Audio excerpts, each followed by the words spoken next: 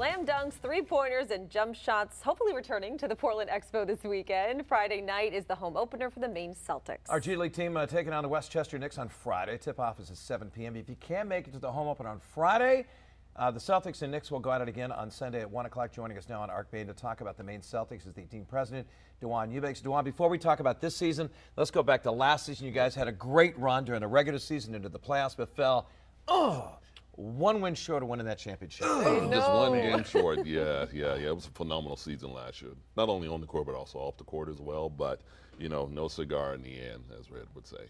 Yeah, and I mean, you guys were up 1-0 in that championship series, and folks were just flying high.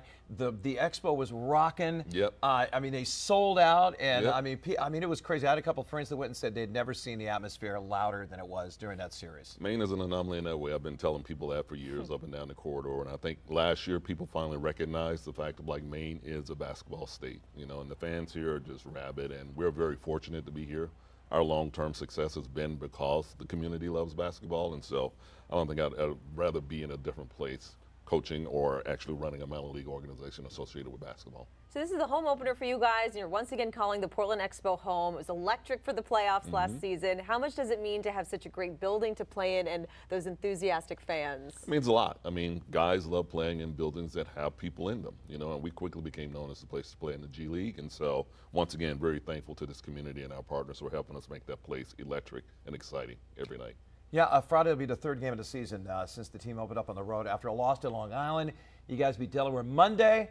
Tough to tell how good a team is after just a couple of games, yep. but I mean, what have you seen so far in the first two games that has you optimistic about this season? I think the biggest thing, and most people won't see this, but you have to be a part of the organization, is the culture.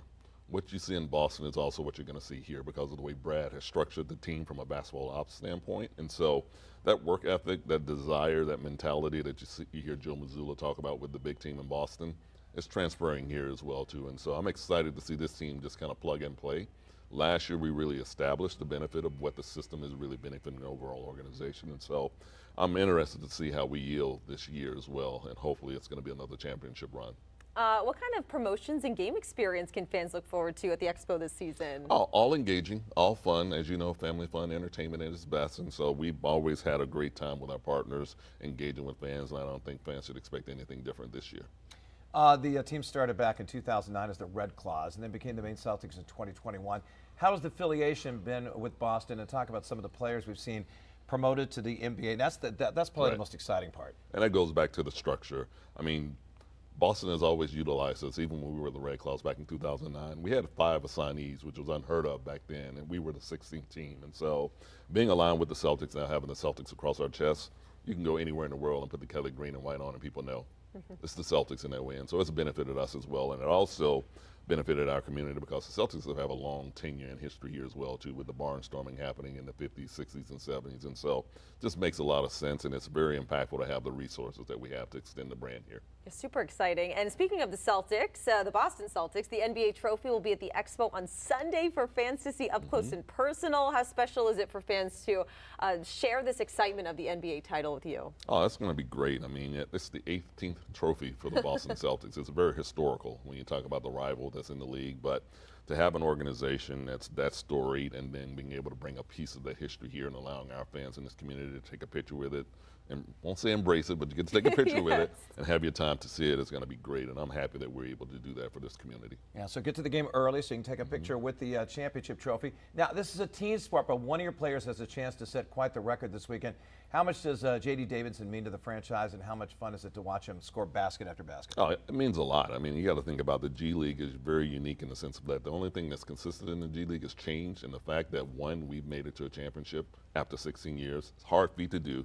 2, we have a player that's getting ready to break a franchise record, unheard of, and so it's exciting to have JD come home for the home opener and only be 6 points away from the most points scored in the organization's history. So exciting times coming up. Very exciting. And back to the home court. Talk about just, the atmosphere there. Any renovations to the, space or anything like that? Well, the atmosphere is going to be what people are used to, and it's just going to, hopefully we're going to pack the building once again this season, and that's what, once again, what we're known for.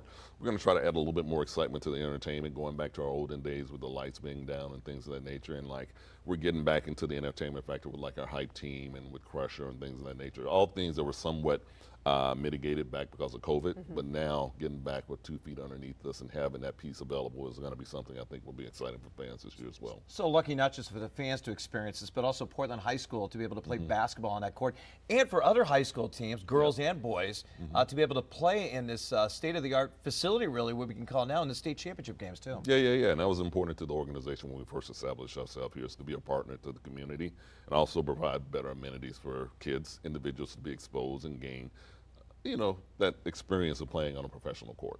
What's the website so people can buy some tickets?